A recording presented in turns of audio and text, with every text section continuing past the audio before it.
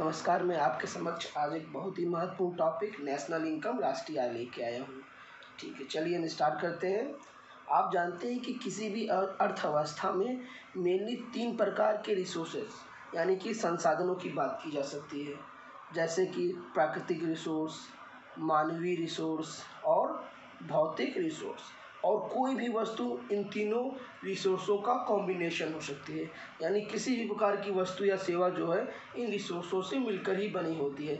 जैसे इसको आप एक अगर एग्जाम्पल के थ्रू समझने की कोशिश करें, एक किसान जो किसी खेत में हल के द्वारा जुताई कर रहा है। तो यहाँ पे अगर आप देखें तो किसान क्या है, यहाँ पे अगर आप देखें तो यहाँ पे किसान एक मानवीय यानी ह्यूमन रिसोर्स है, खेत आपका एक प्राकृतिक रिसोर्स है, जबकि हल आपका एक भौतिक रिसोर्स है। यानी किसी भी अर्थव्यवस्था में हम 3 प्रकार के रिसोर्सों का प्रयोग करते हैं।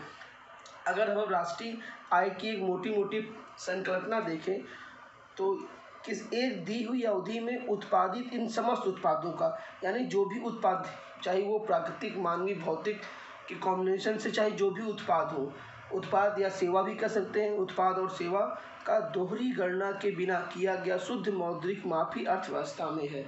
अभी आप केवल इसको एक बार सुन लें, आगे चलकर इसको मैं आपको और डीप में बताऊंगा अच्छे से। यहाँ पर 2 चीज़ देखनी है कि एक दी हुई अवधि में, यानी कि राष्ट्रीय आय की बात करते समय, या भी या राष्ट्रीय आय न कह के इसे आप किसी अर्थव्यवस्था की आय कह सकते हैं, एक दी हुई अवधि में उत्पादित समस्त उत्पादों चाहे उसका आपका सेवाएं हो, चाहे कोई उत्पाद आ रहा हो, दोहरी गणना के बिना। यानी अगर एक वस्तु का आपने कोई गणना कर ली है तो उसको आप डबल काउंटिंग नहीं करेंगे।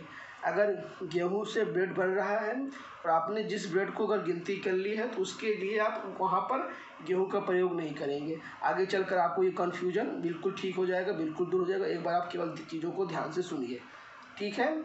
और शुद्ध मौद्रिक माफी अर्थव्यवस्था की आय है, या किसी अर्थव्यवस्था की आय को हम लोग समग्र, सकल, या जिसे इंग्लिश में कहते हैं ग्रॉस इनकम, या शुद्ध निवल यानी नेट इनकम, यानी अर्थव्यवस्था को हम लोग कई प्रकार से परिभाषित कर सकते हैं। जैसे कि हम लोग कह सकते हैं ग्रॉस जीडीपी, जैसे आपने सुना जीडीपी ग्रॉस डोमेस्टिक प्रोडक्ट, या एनडीपी नेट डोमेस्टिक प्रोडक्ट। और दूसरा तरीका क्या है, घरेलू और राष्ट्रीय संदर्भ में भी इनको मापा जा सकता है।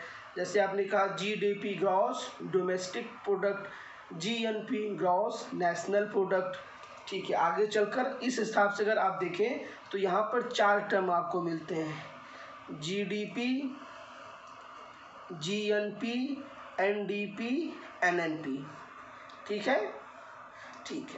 अब हमको इनके बीच में आपस में रिलेशन मालूम होना चाहिए। ग्रॉस और नेट के बीच में क्या रिलेशन है, ग्रॉस माइनस डेप्रेसिएशन, यानी जो मूल्य में ह्रास हुआ, किसी वस्तु का 1 वर्ष बाद मूल्य क्या होगा, उसके मूल्य में, या कोई मशीन है उसके मूल्य में कुछ ना कुछ कमी आएंगे ही। तो gross minus depreciation equal to net, ठीक है। ये जी ग्रॉस और N for net. G means समग्र, सकल, एन फॉर नेट शुद्ध निवल। इसी तरह national income equal to domestic income plus NFI net foreign income, यानी अगर डोमेस्टिक इनकम में आप नेट फॉरेन इनकम भी जोड़ दें तो क्या बन जाती है, नेशनल इनकम, ठीक है। डोमेस्टिक इनकम, जैसे मान लीजिए आपके देश के कोई अभिनेता या कोई और भी परफॉर्मर, गायक कहीं विदेश में गए और उन्होंने वहाँ पर 1 वर्ष से कम काम किया और उस अवधि पे उन्होंने कोई इनकम जनरेट की, तो उसे हम कहेंगे नेट फॉरेन इनकम। और जिसे हम अगर डोमेस्टिक इनकम में जोड़ते हैं तो हमें क्या मिलता है, नेशनल इनकम। चलिए ठीक है, इसको हम आगे देखते हैं। अभी जैसे जैसे ये चैप्टर बढ़ेगा तो आपका कॉन्सेप्ट एकदम दुरुस्त हो जाएगा। जीडीपी यानी कि ग्रॉस डोमेस्टिक प्रोडक्ट, सकल घरेलू उत्पाद या आय भी कहते हैं, ठीक है। इसके लिए आप क्या करेंगे, क्या है इसकी परिभाषा, एक देश की घरेलू सीमा में उत्पादित समस्त अंतिम उत्पादों व सेवाओं का मौद्रिक माफी जीडीपी या सकल घरेलू उत्पाद कहता है। या मूल्यह्रास घटाए बिना, यानी कि यहाँ पे डिप्रेशिएशन का यूज़ नहीं किया जा रहा है तथा इसे दोहरी गणना के बिना किया जाता है। देखिए यहाँ पे 4 चीज़ें को समझने की ज़रूरत है। पहले भी ये क्या है आपका जीडीपी यानी ग्रॉस डोमेस्टिक प्रोडक्ट, सकल घरेलू उत्पाद। तो यहाँ पे आपका क्या है डी फॉर डोमेस्टिक यानी कि घरेलू सीमा। दूसरा क्या है अंतिम उत्पाद यानी कि फाइनल प्रोडक्ट की बात हम करेंगे, गेहूँ, आटा, ब्रेड। तो हम यहाँ पे ब्रेड की बात कर रहे हैं यानी फाइनल प्रोडक्ट की बात। उत्पादों साथ ही साथ यहाँ पे सेवाओं का भी मौद्रिक मूल्य यहाँ तक है। दूसरा तीसरी चीज़ इसमें क्या है मूल्यह्रास घटाए बिना, यानी कि यहाँ पे हम ग्रॉस की बात कर रहे हैं, हम यहाँ पर नेट की बात नहीं कर रहे हैं। तो यहाँ पे हमको डिप्रिसिएशन यानी मूल्यह्रास घटाए नहीं घटाना है, जो पहले वैल्यू थी वही अभी भी वैल्यू मान के चलना है, ठीक है। यहाँ पे हम ग्रॉस की बात कर रहे हैं। चौथा क्या है दोहरी गणना के बिना, यानी कि एक वस्तु की 2 बार गणना डबल काउंटिंग नहीं करना है। फिर से आप एक देख लें, एक देश की घरेलू सीमा में उत्पादित समस्त अंतिम उत्पादों व सेवाओं का मौद्रिक माप ही जीडीपी कहलाता है, या मूल्यह्रास यानी डिप्रिसिएशन घटाए बिना किया गया माप है, साथ ही इसे बिना दोहरी गणना के किया जाता है, ठीक है। जीडीपी अब आपको मालूम हो गया। अब आप जीडीपी से एनडीपी जीएनपी की ओर पहुंच सकते हैं, क्योंकि मैंने बताया था कि वहाँ पे मैंने 4 टर्म आपको बताए थे। आप एक बार फिर से देख लें, जीडीपी, जीएनपी, एनडीपी, एनएनपी। अब देखिए जीडीपी से एनडीपी कैसे पहुँचेंगे। आप जीडीपी और एनडीपी में रिलेशन देखें तो लास्ट में डीपी सेम है, यहाँ केवल ग्रॉस का नेट हो गया है। और ग्रॉस का नेट कैसे होता है कि अगर आप ग्रॉस में से डिप्रिसिएशन यानी कि मूल्यह्रास घटा दें तो आपका नेट बच जाता है, ठीक है। दूसरी परिभाषा आपकी है कि जीडीपी से जीएनपी, जीडीपी से जीएनपी यानी सब कुछ सेम है, केवल डी की जगह पर एन आ गया है, यानी कि डोमेस्टिक की जगह पर नेशनल आ गया है। तो डोमेस्टिक से नेशनल आप कैसे प्राप्त करेंगे, डोमेस्टिक में अगर आप नेट फॉरेन इनकम जोड़ देंगे तो आपको नेशनल प्राप्त हो जाएगा, ठीक है। Domestic plus net foreign income अगर आप जोड़ देंगे तो आपको नेशनल प्राप्त हो जाएगा, नेशनल इनकम, ठीक है।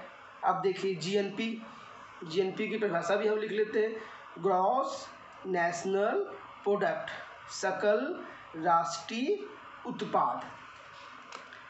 यह अर्थव्यवस्था में उत्पादित अंतिम उत्पादों का मूल्यह्रास घटाए बिना, मूल्यह्रास घटाए बिना यानी कि यहाँ भी ग्रॉस का ही वर्ड यूज किया गया, शुद्ध विदेशी आय सहित, क्योंकि आपने डोमेस्टिक को अब किस में बदल दिया है नेशनल में, तो इसके लिए आपको क्या करना पड़ेगा डोमेस्टिक में नेट फॉरेन इनकम जोड़ना पड़ेगा, यानी कि शुद्ध विदेशी आय भी जोड़ना सहित किया गया मौद्रिक माप है। यानी ये क्या है अर्थव्यवस्था में उत्पादित अंतिम उत्पादों का मूल्यह्रास घटाए बिना शुद्ध विदेशी आय सहित किया गया मौद्रिक माप है। या इसको सिंपलेस्ट भाषा में आप लिख सकते हैं, कई बार आपको परीक्षाओं में ऐसा ऑप्शन दिया जा सकता है, किसी देश के नागरिक द्वारा देश के भीतर या बाहर, ठीक है। जैसे मैंने आपको बताया था कोई अभिनेता अगर किसी विदेश में जाकर इनकम जनरेट करता है 1 वर्ष से कम अवधि के लिए, तो वो भी अपने देश के इनकम में जुड़ेगी, ठीक है।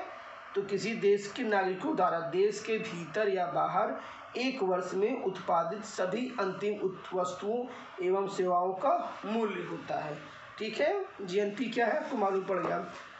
अब जीएनपी से आप एनएनपी प्राप्त कर सकते हैं। अब आप सोच रहे हैं इतना झमेला क्यों किया जा रहा है, जीडीपी ठीक था, फिर एनडीपी, एनएनपी, क्योंकि राष्ट्रीय आय जो होती है वो आपकी NNP net national product at factor cost at constant price होती है। ये फैक्टर क्या एफसी क्या है और ये कांस्टेंट प्राइस क्या है, इसे मैं अगले वीडियो में आपको बताऊंगा, क्योंकि ये वीडियो बहुत ही लंबा हो रहा है। तो एनएनपी कैसे प्राप्त करेंगे, सब कुछ यहाँ से यहाँ सेम है। जीएनपी एनएनपी में केवल ग्रॉस को नेट में बदल दिया गया है, और ग्रॉस को नेट में बदलने के लिए क्या है मूल्यह्रास घटा दीजिए आप। तो राष्ट्रीय आय क्या होती है, राष्ट्रीय आय होती है NNP at FC at constant price.